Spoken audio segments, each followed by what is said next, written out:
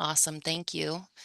Okay, so welcome everyone, and thank you so much for attending this lightning round session on enhancing student engagement in the classroom. This event is being hosted by the ACRL Instruction Section Virtual Engagement Committee. So my name is Mallory Jallis. I am the chair for the ACRL Instruction Section's Virtual Engagement Committee this year. And on behalf of the committee, I just want to say we're so grateful for your attendance at our annual event today. I do just want to thank the members of my committee for all their work in making this lightning round possible today.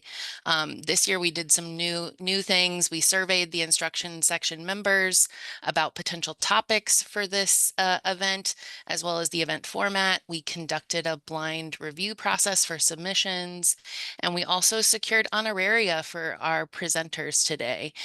So we're really excited that all of that great work has been made possible by the folks on this screen. So thank you to our committee members for this great year.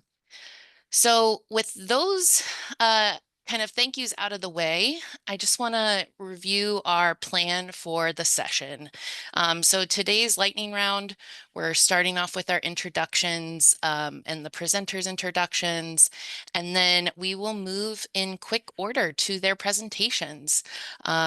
The QR code on the screen, as well as this link that I'm dropping into the chat, will take you to the digest for the event today, which has additional information, description of the presentations, presenter contact information. So just a good resource for today's event. So the fine folks are going to present today, and then after the presentations, we will oh, great question, or thank you. If someone can put in a accessible link for that, that would be great, or we'll get to it shortly here after introductions. So yeah, after the presentations have wrapped up, we will do the combined Q&A for all the sessions. So as a reminder, we're in the ACRL Zoom room or Zoom meeting room. And so the combined lightning round at the end, we ask that you type any questions you have as they come up in the chat. And remember to keep yourself muted throughout the presentation portion. If you have any questions for a specific presenter, please, mention them in the question you're asking or reference the topic. One of our committee members will be monitoring the chat for questions and helping facilitate the Q&A at the end portion. So having those little notes of who you're asking or who you want to address is helpful. So let me move forward with the lightning round presentations and the introductions of our presenters. So again, our presenters today are going to share their strategies for enhancing student engagement in the classroom. And this is our presentation order. So first, we'll have Kara Van Abel, the business librarian at the University of Alabama Birmingham, speaking to us about teaching financial literacy concepts. Then Sydney Orason, the freshman composition and student success librarian at the University of Alabama at Birmingham, will talk to us about humor in the one-shot session. We will then have Claire Dinkelman, the student success librarian at the University of Wisconsin-Milwaukee, share their citation adventure with us. And then finally, Tristan Draper, the student success and engagement librarian at Beloit College, will wrap it all up with their universal design toolkit for assessing instructional technology. So we've got a great slate of presentations. And again, just a reminder that each presentation will be about 10 minutes, and we will have that combined Q&A at the end. So I think we are ready to get it started, and we'll sort out our linking issues here and get that in chat for folks as we're able. And yeah, without further ado, I'm going to stop sharing and turn it over to Kara for her presentation. All right, thanks, Mallory. Just a minute here while I get my computer and everything shared with you and make sure everybody can see my presentation. And just a second here.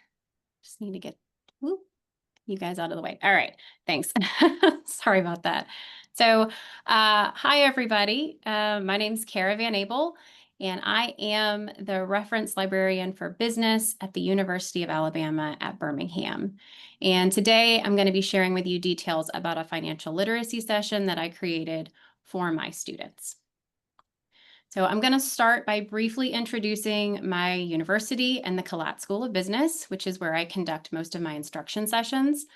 And then I plan to outline the design of my financial literacy session for business communication students, including the various strategies used and their effectiveness. And then finally, I'll provide an overview of the tools and resources that I use during my session. So the University of Alabama at Birmingham is an R1 research institution located in an urban setting at the heart of Alabama, and we serve a diverse student body of over 21,000 students. And these students come from a wide range of cultural, socioeconomic, and academic backgrounds. The Collat School of Business happens to be the second largest school here at UAB, and we have over 3,000 students enrolled there. And I noticed when I was putting this together that on the quick facts page about Collat, they prominently feature the average starting salary of our recent graduates. And this may not be a surprise that the business school emphasizes the value of their education to prospective students, but return on investment is a key point. And I think this is why my financial literacy session, where I discuss students' financial futures, is one of the most engaging and successful of my one-shot sessions. So the goal of my session on salary, cost of living, and total compensation is to empower students to make more informed decisions about their financial futures. So by knowing where and how to look for accurate salary information, they can just better advocate for their financial security after they graduate. This session was created for the Business 350 Communications course, and I get invited to that classroom just as the students are preparing their cover letters and resumes. I've got about an hour and 15 minutes to work with them. So I start with a brief introduction of why we might want to look up salary information, to know about cost of living, and to really take into account a total compensation package. And then I kind of quickly show them where to find these resources. But I don't spend a ton of time on this part because I really want them to do the exploring for themselves. So then we switch to a Kahoot game, and this is where students compete for door prizes that are provided by our database vendors. And maybe unsurprisingly, they get really excited over things like sticky notes and camera covers. And the game really gets them to practice using the tools for the first time. And this is timed, so it moves quickly and kind of keeps them engaged. And then it's after that game that I hand out worksheets, and these worksheets guide them through researching their ideal job, right? So where they might want to live. They also take a look at benefits that are available from their ideal employers. And I encourage them to work with partners, right, and talk freely during this time. Because afterwards, that's when they share their findings with the whole class. And in my experience, they get really excited during this part. Sometimes they discover that a certain city is more expensive than they thought it was going to be, or that median pay for their job is lower than what they were hoping for. And then we've also found really cool stuff. Sometimes certain companies offer clothing stipends and they get, pumped about this stuff. You really get to see what's important to them and how their expectations could clash with reality. And this can be sometimes surprising to you because they don't know what they don't know. So some of the strategies that are used in this session and that I find most successful when I'm planning any instruction is to really focus on providing relevant, usable information. So this means I kind of have to narrow the scope a little bit, and I really have to prioritize the most practical tools and takeaways for them, so that the students can see what the benefit is, right? And then I also like to personalize their learning experience. So I like to encourage them to think about what are their financial goals, right? What is their situation going to be after graduation? And this makes it a little bit more meaningful and real to them. And then they leave with useful takeaways, right? I want them to have these practical skills that they can use immediately to make more informed decisions about their futures after graduation. So there are several reasons why I think these strategies that are used in the session are effective. So by narrowing the scope, I can like avoid overwhelming the students, right? They're not getting too much information, so they're staying more engaged. And then, of course, I have the benefit, like the topic itself draws them in, right? They're interested because this really directly relates to them getting paid, right? And that's an exciting thing for them. So this also helps to motivate them to actually do the research and practice with the tools that we cover. And then I find that students are like, they're ready and eager to use the tools. And then the in-class activities allow them to interact with them right away. They can also ask questions and get help in real time. And then by the end of the session, they feel more confident in their ability to find that information that they need. Yeah, just a minute. I may need to, there we go. So now I want to talk about the tools that I use for my session. So every tool that I use during my session is free, and I want the students to be able to use these tools after they graduate, right? This is when they're going to be using them. So I really want to make sure that I'm not showing them a bunch of stuff that they can't take advantage of later. So I like to use the free version of Kahoot, right? These Business 350 classes are small. They're capped at 25. So the participant cap in Kahoot for the basic version is 40. And so that's not a problem for me, but you could use other tools like Mentimeter or Poll Everywhere. I've got colleagues using those tools and they're great. I just find that like my students really enjoy Kahoot. They like the fun music. They like the cute emojis, and it really allows for a little bit of friendly competition, right? That also engages them really well. Now, as far as actual tools that they're using for the session that I'm hoping they'll again revisit after they graduate. For locating information on local salaries, I recommend My Next Move or ONET. The Department of Labor hosts this free site, and it includes like easy ways to look up real-time information on current job openings. And then, of course, we use it to find local salary information. So if you don't know, this is really difficult information to find for free on the web. So this one tool offers a lot of value. But the primary incentive for using this site is that students really need to know, like, what is a reasonable salary expectation in a certain area? And here is a place where they can find it for free. So there's lots of cost of living calculators out there. I like to use Bankrate. It's the one that we use in my session, but there's lots of other really good ones from NerdWallet and Forbes, et cetera. I like Bankrate because they're transparent about where their data comes from. They let you know it's being sourced from the Council for Community and Economic Research. Plus, it's free and it's easy to use. Now, I will say there is a drawback with using this type of tool, and that's that you need to have a good understanding of what it costs to live somewhere in order to make sense of the comparison number, right? And a lot of our students, you probably know, they don't graduate with a really good understanding, a true understanding of what it costs to live in a place. But I find that just having this kind of information or a starting point is better than nothing, right? So at least they leave the session with some frame of reference when it comes to cost of living. So for sessions where you expect the students to use the tools after they graduate, like for this one, I definitely am always going to recommend you take advantage of the free tools when you can. So I like My Next Move or ONET. I like to show them that Bankrate cost of living calculator. And then, of course, as I mentioned, for my whole class interactive activities, I think Kahoot's a really useful tool. And just to recap my lightning talk, when you're designing your sessions, it's really crucial to narrow the scope based on time constraints and focus on providing relevant, practical information. This approach really prevents them from getting overwhelmed, right? And it ensures that when they leave, they can apply what they're learning. Personalizing the learning experience is also key here. So you're going to tailor that content to the students' interests and goals and make it more engaging and meaningful for them, right? And this really helps them to see the direct benefits of the session and keeps them motivated. And then finally, try to build your sessions to connect the material to real world uses, right? When they understand how the information relates to their lives, right, their future careers, the takeaways become more valuable. And so the real world connection enhances their learning experience and really lets them put those skills to use. So I wanted to thank you very much for your time this afternoon, and I hope that you'll let me know today if you have questions. I'll be checking in chat, and then otherwise I have my contact information up here on the screen, and I want you to feel free to reach out to me via email because I love having these conversations with you guys.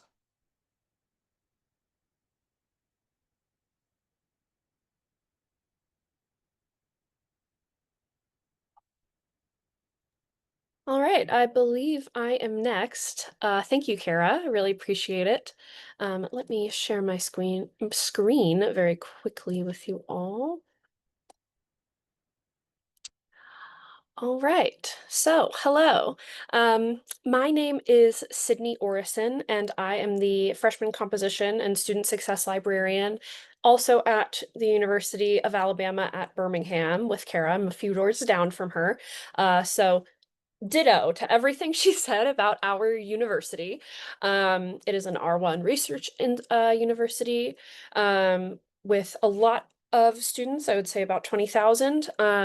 I work specifically with our freshman composition students, so this is all coming from that lens, but I do believe that these methods and skills are transferable to almost any classroom.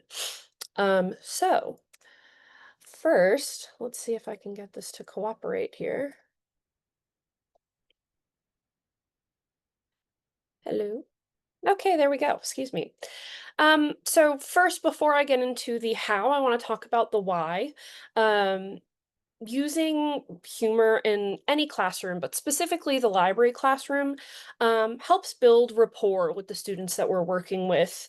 Studies have shown, specifically the one that is cited at the bottom of this slide, that students very positively associate appropriate, and I want to emphasize the word appropriate, humor with the rapport that they have with their professors. It helps build, connection and make them feel comfortable with you, right? It also acts as what we call confirmation. This study specifically calls this confirmation, the process where professor shows that their students, that they're understood, and that they have an understanding of the place that their students are at, or where, the world in which they are living in, either at their university, the city that they're living in, or just their situation surrounding research and instruction in general. This also, incorporating humor may also help to separate library instruction from their typical instruction, if it's not something that their regular professors are incorporating into their sessions.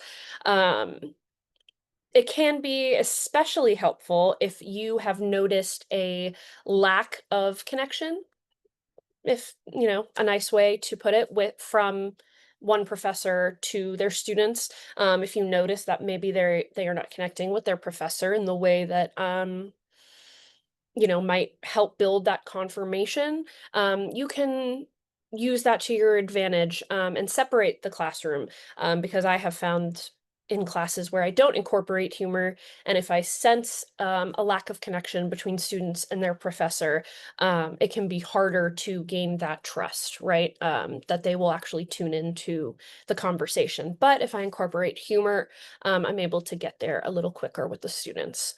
Um, and then finally, anecdotally, I have experienced an increase in one-on-one library consultations after humorous, quote unquote, instruction sessions. I think this goes back to that confirmation. Students feel more understood and comfortable in my presence after sessions where I incorporated humor versus maybe sessions where I didn't as much. So that was very helpful in that scenario. The bottom line is laughter increases learning. Laughing physiologically makes students more comfortable, leading to a better and more, positive learning environment. It releases endorphins, our natural painkillers, right? That help students physically relax and decreases fear of the unknown when they're learning new skills in a new place, especially if students are coming to you in the library and it's not somewhere that they're used to going 2 to 3 times a week, like their classroom. Using laughter can make them feel more comfortable physically in the space that you're in. And it might make you or the professor using humor more approachable? According to the study at the bottom of this slide, 84% of students that were surveyed in this survey preferred professors, overall professors, not just library instructors, that incorporated humor into their assignments. And only 1% of those students, or the students surveyed, preferred professors who did not use any humor at all. So this is all well and good, but how? How do you incorporate this, especially if humor isn't necessarily something that comes, easily to you? It's not always a natural skill that somebody has, and that's not a bad thing. There are planned ways that you can incorporate humor into your instruction. My favorite way is by incorporating humorous examples into my sessions. This example that I'm showing you now was in a session that I was with freshman students, talking to them about contextualizing their research. These students were having a hard time understanding that all of their articles did not have to encompass the entirety of their topic, right? If they were talking about social media causing anxiety in teenagers, they were having a hard time understanding that different articles could touch on different parts of their thesis or their argument, right? So in this session, I was asked to talk to them about how to contextualize their research within whatever their argument or research question was. So I did this activity. I showed students the article that is here on the left from NPR about a man who said that his emotional support alligator, who has a big following on social media, TikTok and Instagram, that his alligator went missing, right? It's funny, it's a little silly, and it kind of breaks them out of what they expect to encounter in a library instruction session. I then showed them this article on the right, talking about the exotic pet trade, and the effects of conservation messaging on attitudes, demands, and civic intentions. I asked them, if you were to write either an article similar to this first one or a review on this article to the first one, how would you incorporate this scholarly resource, right? I would obviously talk to them about the difference between popular and scholarly. This is a very good avenue for that as well. But by using this kind of silly topic and asking them if they were the author of this, how would they incorporate a more scholarly, maybe more serious article, such as the one on the right, it got them thinking about, how can I add this other piece into this larger, or maybe this less or more specific conversation, right? And this particular activity gave me the most engagement that I've had in any class. I had them all talk in small groups, and then we talked as a larger group, and every table without my prompting had something to say. And some people just had some silly thoughts about the article, but most of those tables had different ways that they would incorporate this article. And I was very surprised by some of their takes. So this was a very interesting and planned way to incorporate something humorous and outside of the box without needing to come up with a bunch of jokes on the spot. Excuse me. All right. And then there is also, if you feel more comfortable incorporating humor on your own, you can incorporate appropriate self-deprecating humor as well. You can talk about different generational differences. I am a millennial, and most of my students are Gen Z or even Gen Alpha now. So if I can make light fun of my own generation, sometimes I talk about cringy, quote unquote, fashion choices, because that's a big thing on TikTok. And that makes students more comfortable with me. Sometimes I talk about higher education professions. I talk about how searching by title isn't always the best in a database, searching for keywords and titles. I talk about how titles are often the only way we can get creative in the higher education field. You and I all know that that's not true, but it's something that my students, I usually get a chuckle out of them. And then pop culture, I can use culturally relevant but non-political memes, trends, or jokes that help students feel more connected with me. There are common pitfalls, though. First being overuse. You don't need to keep doing the same joke over and over again. You want to be relatable, but not unserious, because you don't want to lose that respect that the students have of you. You also don't want to be polarizing. You want to follow I like to say first date rules. No politics, religion, or money talks, unless you're doing something like Kara, specifically talking about money and financial literacy. And read the room.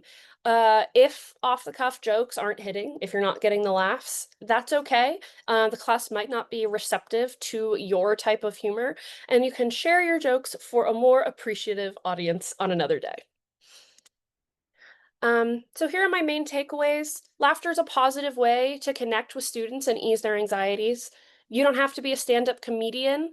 You can plan silly examples and use cartoons to get your point across. And you don't need to overdo it. You can let the point of the instruction session be the star. Thank you.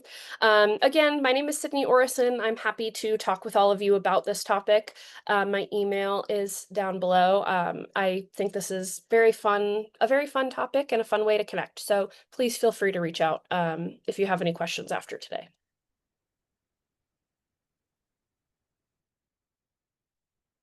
I'm going to pull up my presentation to get started.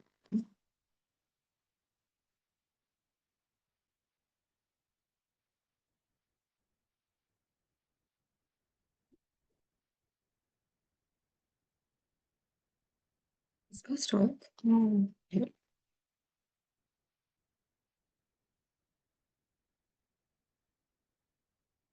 Everyone, my name is Claire Dinkelman. I'm the Student Success Librarian at the University of Wisconsin-Milwaukee, and today I'm going to talk about a citation activity that I did with a first-year writing course.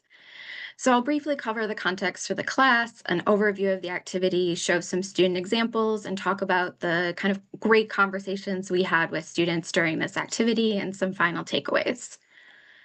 So I am at UWM. We are also an R1 university, and we have an access mission. There's over 18,000 undergraduates.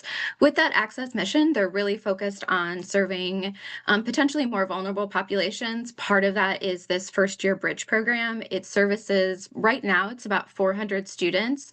These students need extra support in math and English. So we have one-shot sessions that we do with both the English 101 class in the fall semester, and then in the spring semester, we work with the English 102 courses. So their in-class projects is an annotated bibliography and a researched argument paper. To support that, we have our learning outcomes for their one-shot session focused on evaluating sources and also focusing on citation practices.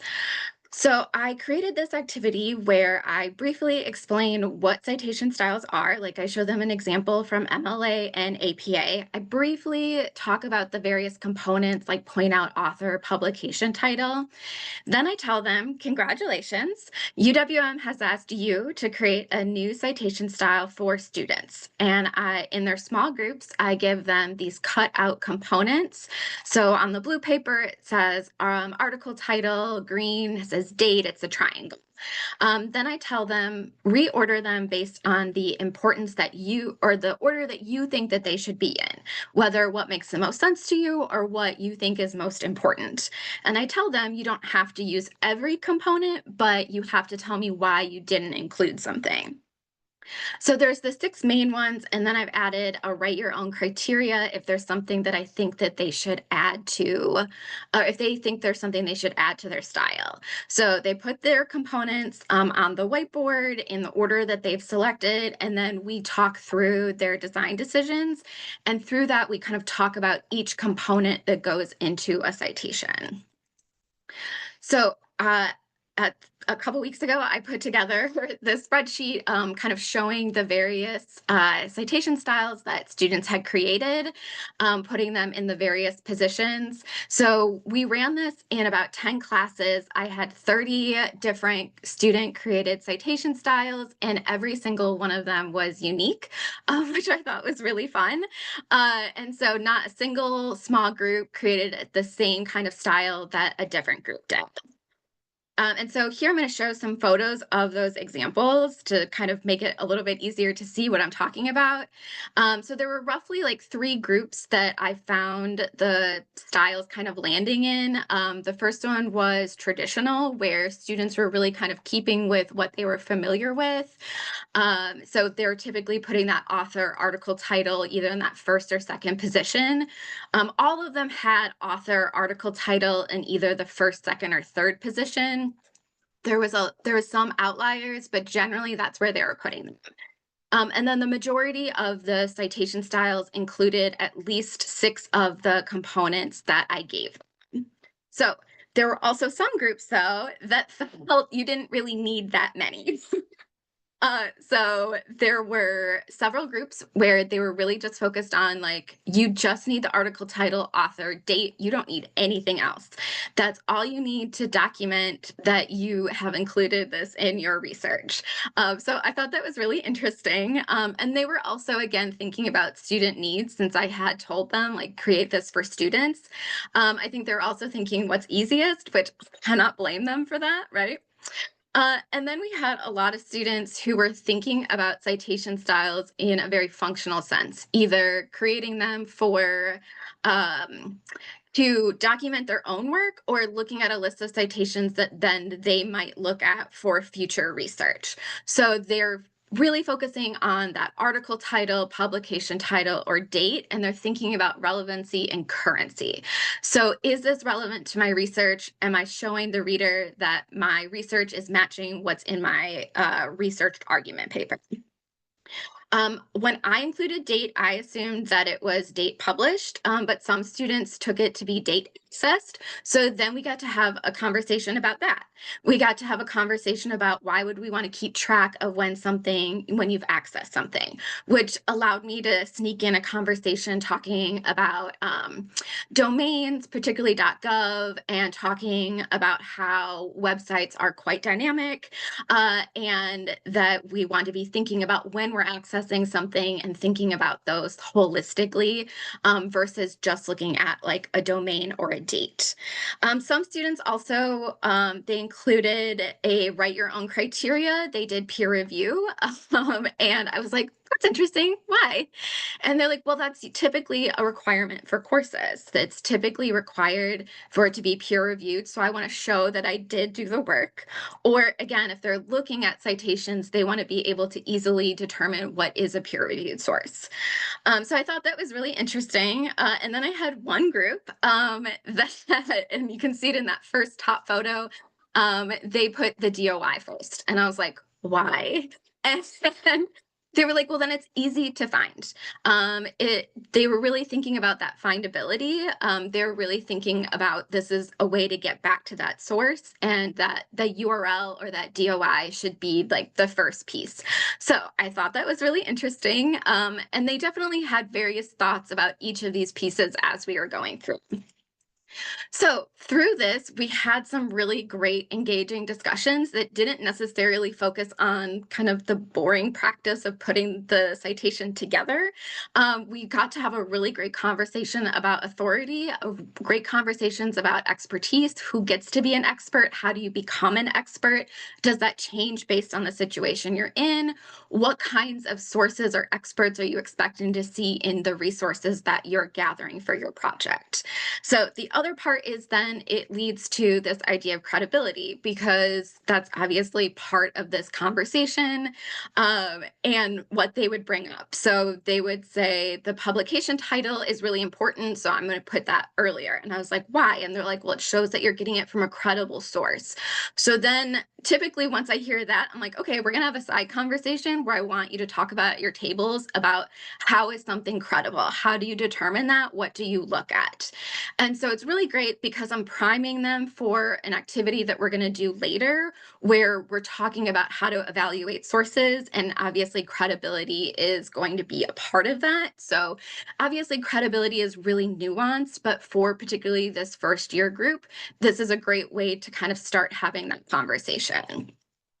So after they create the citation styles, we have that discussion. I give them the discussion prompt, list 3 reasons it's important that we cite our sources.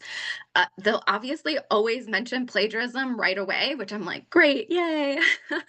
But I really kind of want to move beyond that. And so typically they will respond with, well, it shows like I have to use credible sources. And I was like, okay, but we're using credible sources in their mind, this idea of like credible good sources. I was like, because that also is important for your own ethos as a research scholar.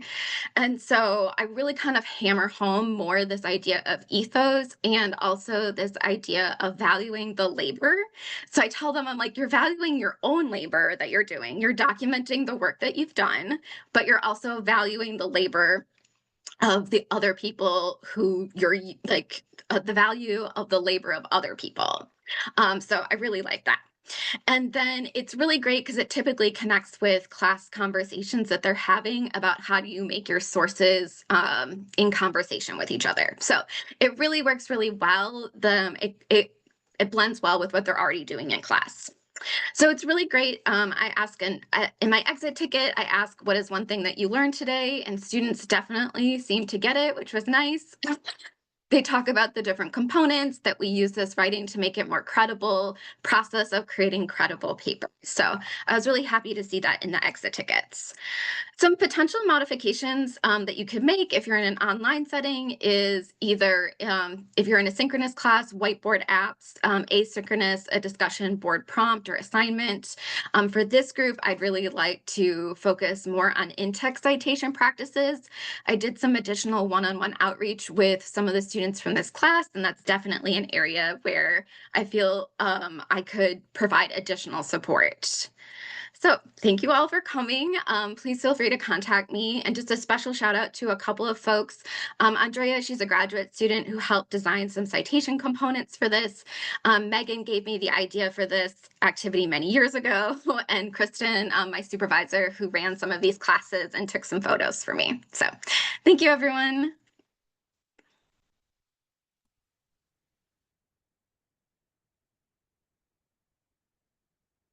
All right, I'm gonna get my slides up. One moment. Okay. All right. Hello, everyone. I'm Tristan Draper. I use she, her pronouns. I am a student success librarian at Beloit College, which is a small liberal arts college in Wisconsin. We have a full-time enrollment of just under 1,000. And today I'm going to discuss a toolkit that I have been working on for assessing instructional technology and how it engages students in the classroom. So when I first started my role at Beloit, I was really eager to find ways to create engaging and impactful library instruction, and I often relied on different types of technology like Canvas slides, short tutorial videos, and online tools to facilitate activities, stuff like Poll Everywhere, Mentimeter, Jamboard, which is no longer with us, and more. I assumed that students in my classes would be more engaged by this technology and these digital games rather than instruction sessions that were more low-tech and discussion-based. However, I found that while some students were really eager to engage with these tools, other students just weren't. Student comfort levels with technology can be varied, and even when students were comfortable with the tech, it took some time for them to get familiar with new systems and new tools. So instructional technology, how I was using it, did not always prove to be as engaging for students as I expected, and it sometimes even excluded them from learning opportunities. For example, I created an entire virtual escape the room game through Google Forms, only to find out at the end that there weren't a lot of good options for creating alt text for the images that I uploaded to the form. So students who used screen readers or were low vision couldn't really use the form, so I had to abandon it. So what I found that I really needed was a way to critically think through my learning objectives, the accessibility of my instruction, and the empowerment of my students. So I started to develop this toolkit based on the Universal Design for Learning guidelines. But first, what is Universal Design for Learning? The Cornell Center for Teaching Innovation describes UDL as an instructional approach that works to accommodate the needs and abilities of all learners. And I think that works to piece is really important. So UDL seeks to empower learners through authentic, collaborative, and accessible learning experiences, while also asking instructors to address barriers to learning. This can mean creating a flexible learning environment, for example, allowing students to move around a classroom instead of only sitting in a chair. It can mean presenting information in different ways, offering students a print article or a text-to-speech tool to read the article. It can also mean engaging in learning in a variety of ways. So maybe students can use a video, a print article, or a podcast to learn about the same topic, depending on their preference. Essentially, the goal of UDL is learner agency that is purposeful and reflective, resourceful and authentic, and strategic and action-oriented. So this is a very brief outline of the UDL guidelines if you're not familiar with them. This matrix can help support instructors to apply the UDL framework. And these guidelines offer different suggestions and considerations that can be applied to all disciplines to help learners participate in learning opportunities. I would highly recommend checking out udlguidelines.cast.org to learn more. They have a great interactive tool there. So as I was spending more time with the UDL framework and trying to figure out why methods that I really thought were sure to engage students were not working, I started to find research that addressed this very issue, this tension. In Buccelli et al.'s article, Digital Technology as Enablers of Universal Design for Learning, they highlight the tension between instructional technology and universal design. So they write that the effectiveness of digital tools in supporting UDL principles depends critically on thoughtful, careful, and rigorous integration into existing educational frameworks. And these are linked directly to learning objectives and consideration of student needs. As I had tried to do in my instruction, technology is often adapted to increase student engagement, but it can also create barriers when not adapted with critical consideration of how it supports learning. So to help myself with this and maybe others, I started to develop an assessment toolkit rooted in UDL for instructional tech.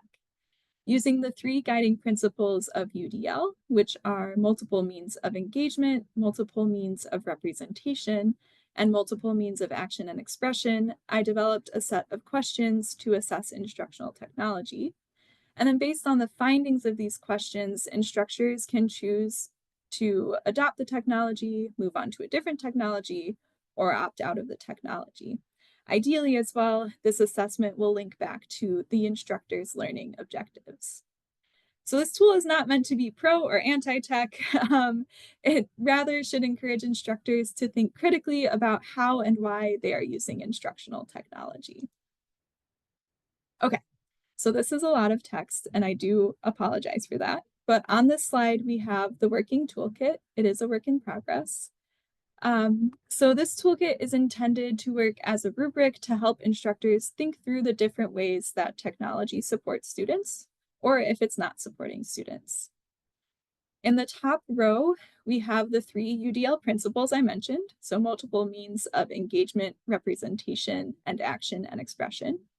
In the leftmost column are 3 areas of consideration: the interface or usability of technology, learner experience with technology, and technology support of instructor facilitation. In each of the remaining boxes are questions related to the UDL principles and the areas of consideration. For example, if an instructor were considering learner experience related to multiple means of representation, They may ask if there are multiple ways for the learner to perceive information through the technology they are using. Can the instructor use, for example, a combination of symbols and words to represent a concept, or are there not really those options in the tool? This framework is designed to be flexible, so instructors can prioritize different needs. Considerations that might be important for one type of technology, like PowerPoint slides, just might not be as important for an online word cloud tool or other tool. So what does this look like in practice? This is one example I have. For example, I'm considering using Canva to make slides for my instruction sessions for our first year seminar courses. I have my learning objectives ready to go, and now I'm ready to assess Canva using this toolkit. For this purpose, I am especially interested to see if Canva can support multiple forms of representation because I want to make sure that I can give students several ways to interact with and perceive information through my slides. Using this toolkit to assess Canva, I look at the questions in each section of the table to see how the Canva interface allows for multiple means of representation, how Canva impacts the learner experience, and how Canva supports instructor facilitation of the class. Going through each question, I was able to determine that Canva does fairly well. The slides are customizable and they allow me to display information in a variety of formats. I can also integrate other media into the slides to offer multiple ways for learners to perceive information. The Canvas slides can be used to provide links to other information and knowledge. However, I couldn't find a seamless way to integrate translation or non-oral languages. I would likely have to include another service or outside technology to support that. Also in my assessment, I realized that there are several factors that are up to me as the instructor and not the technology to determine. For example, I would need to make sure I avoid harmful language and images. I know that Canva has a decent amount of diverse images, but it's my responsibility to assess them before using them. Canva also has a variety of tools like tables that allow me to organize information in different ways. But again, it's up to me to set up the organization of information on the slide. So to wrap up, as I said, this is a work in progress. Some questions on the rubric are easy yes/no questions and some are not. However, I think this is helpful because it can alert the instructor to areas where they need to be more mindful of addressing barriers themselves rather than relying on the technology to do it for them. This is also a flexible tool, so it is designed for instructors to use the parts they need when they need them, and to add and get rid of questions as needed. This tool should also be used to assess the same technology over time, because as we know, technology can change very quickly. All right, so thank you for listening to my talk. If you have any questions or want to connect with me, you can email me at drapert@beloit.edu or connect with me on LinkedIn. I've also included a link to a handout with the toolkit here and the slides, and I will also put that link in the chat. Thanks.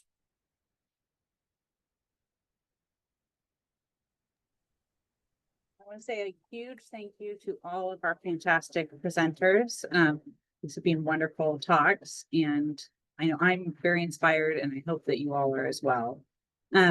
So we have about 10 minutes here for questions, and so please add those in the chat as they come to you. I'll note that we've had a couple of questions already that the presenters have answered themselves, so you can scroll back through your chat history. But I want to give a moment for people to type in some questions that we can ask about the presenters.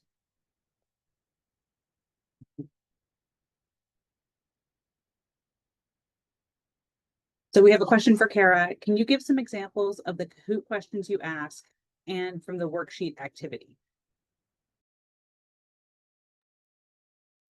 Hey. So I don't have the Kahoot activity open or available right away, so I can look at that and share.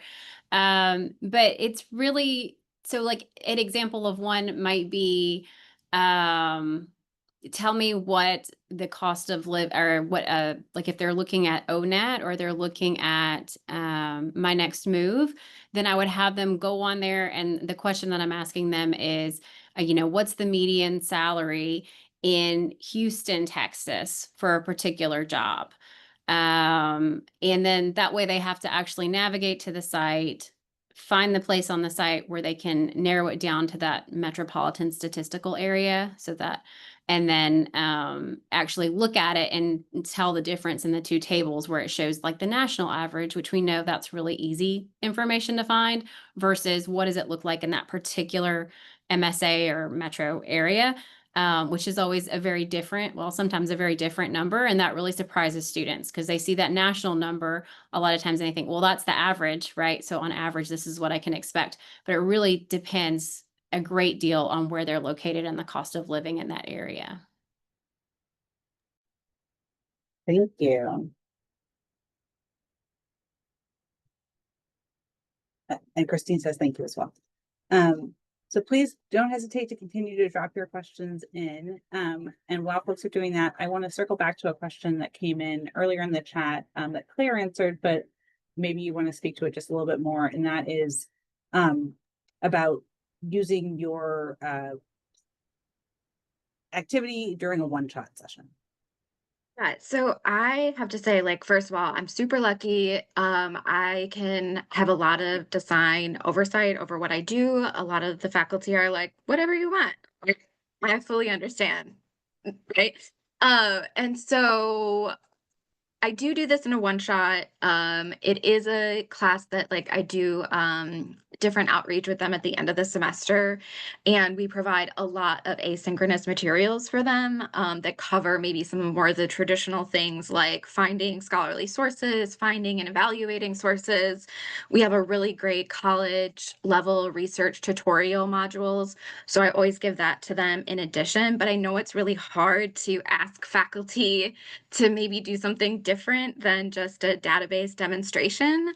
And so these instructors were really great, no problem. I think if I did have faculty pushback, I would be like, well, how have the citations in your papers been lately? Because I'm going to guess maybe not great. And so this is a way to kind of help them think through that citation process. So I might structure it that way. So. Thanks, Claire. I have a question for Tristan very quickly about additional UDL resources that you recommended in your presentation, or if you have any others that you would recommend. Yes, for sure. I was just putting the URL in the chat for those. I would highly recommend udlguidelines.cast.org. They have an interactive tool that lets you kind of work through that matrix and look at different areas of the matrix. They give you suggestions for how to incorporate different tools, but also different considerations into your instruction. And I just think it's a wonderful tool. And I will put that in the chat. Thank you. We have a question for Sydney. It says, you mentioned your use of humor leading to increased consultations. Is that something you noticed anecdotally or in a more formal? I noticed it anecdotally, although, statistically, I would say that my numbers went up.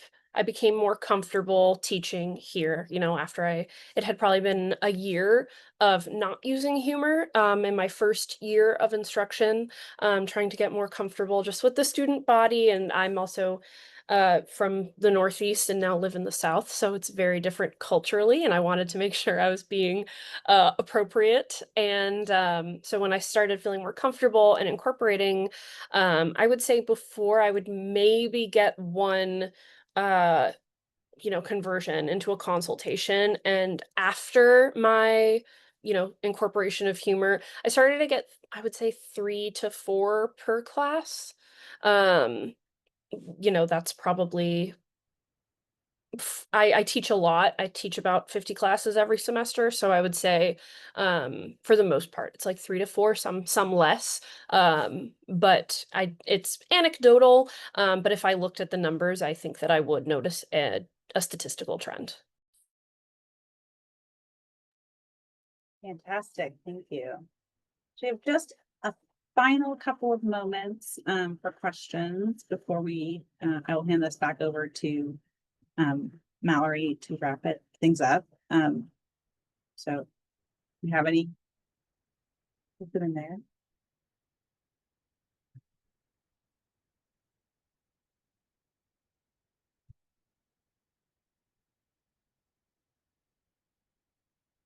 Okay. In the meantime, I'm seeing lots of great stuff in chat, so please scroll back through there. There's lots of links and resources. I want to say a huge thank you again to our presenters, and it's all you, Mallory. Yeah, thank you, Asia. So again, that is concluding our lightning round session today. We're very grateful, as Asia said, to our presenters, but also to the Virtual Engagement Committee for pulling this together. Special thanks to Lois and Brian Lim with ACRL for hosting us today and coordinating our meeting. Lastly, we've put together, this event has been recorded, so all registrants will receive a recording of this. And again, we really thank you for your time and participation, and it's been a great event. So have a great rest of your day, everybody. Thank you.